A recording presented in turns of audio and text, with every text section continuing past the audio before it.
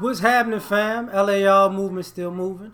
Book is entitled Lessons from a Non-Custodial Father at Amazon, Kindle, and Create Space. Link will be in the description box below as usual. Go get it. PayPal link there also. They asked me to put it up, so I put it up. Thanks everybody for supporting. This video is entitled, You Gotta Listen to Opposing Views or Viewpoints. Got something in my eye, so I'm going to be blinking like Sugar Ray Leonard. Excuse me.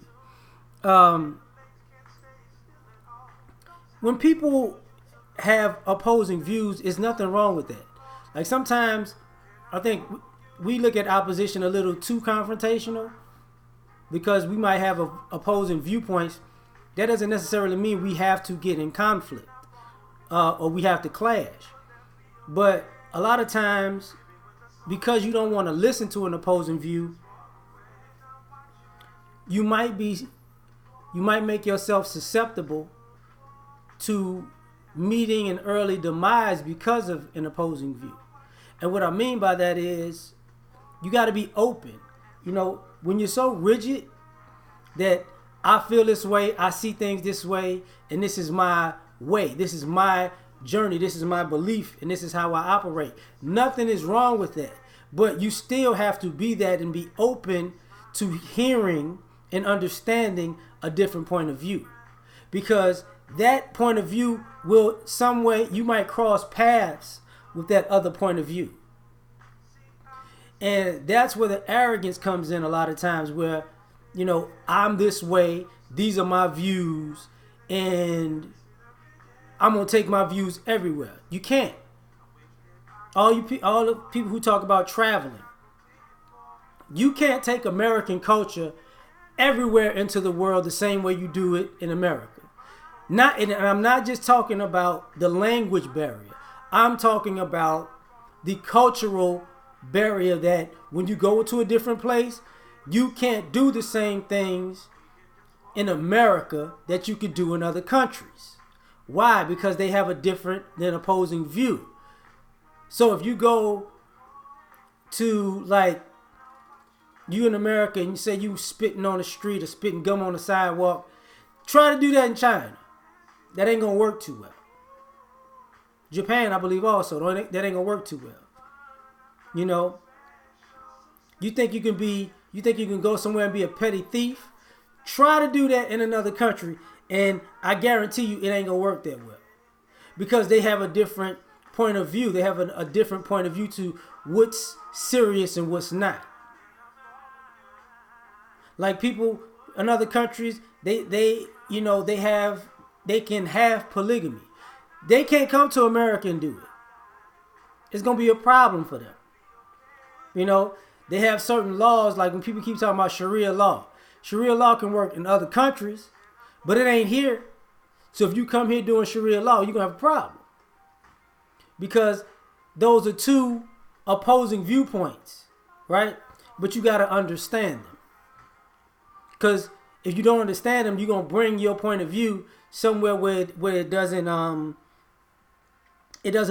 with the culture of where you're at.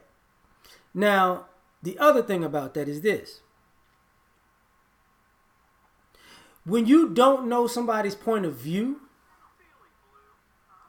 and you don't feel it's necessary to know their point of view, you've become too smart for your own good. You've become supremely idiotic. And I'm going to take it in the point of a winner versus a loser. A winner can say they know how to win. I've won before. You're a loser. You haven't won before. But a loser is like, all I have to learn how to do is beat you, and I'll be a winner. So, and you as a winner, you have to be open to the possibility that that loser is devising a game plan to beat you specifically, the winner. So you have to be open to an opposing viewpoint, because now you got to view your strengths and your weaknesses, and you got to view how people can exploit your weaknesses with their strengths. But if you get so arrogant, I'm just doing me. Well, that's your problem. You're gonna become a loser because you can do what you do best, but you need to understand the people who oppose you are not going to do what you do best to beat you. They're going to make you do what you do worse and what they do best as a plan to beat you. So if you don't look at that opposing viewpoint like,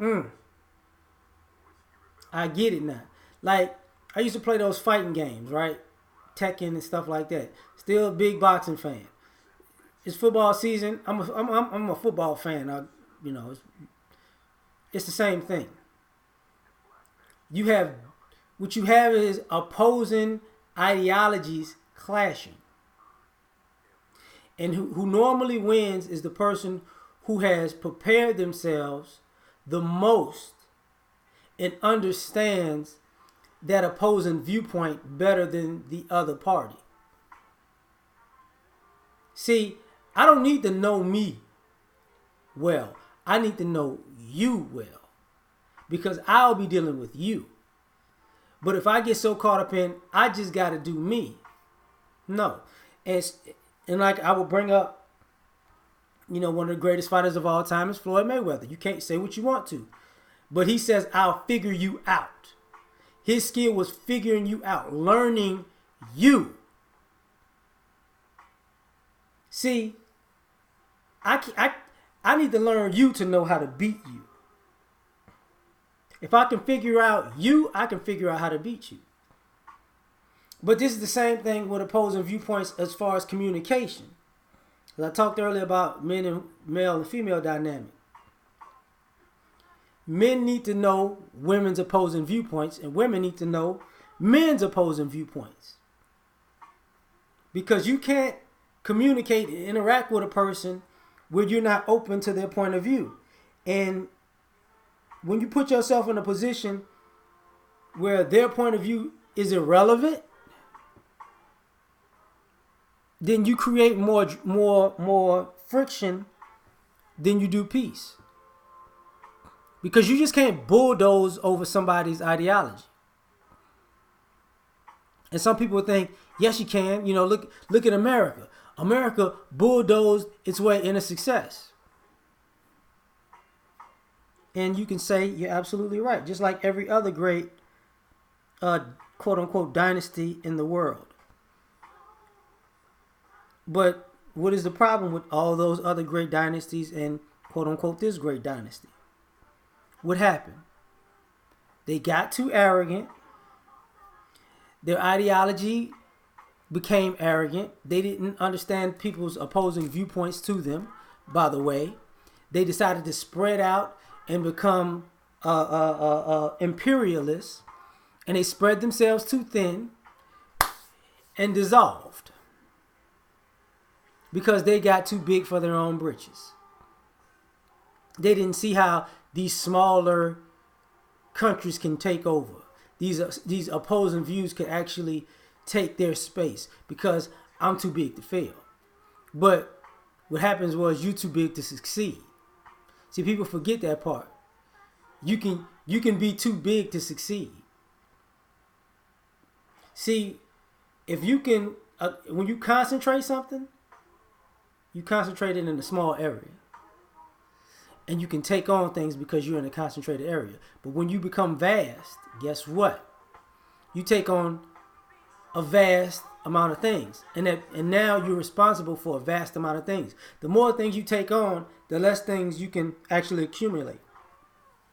So that's how you spread yourself too thin.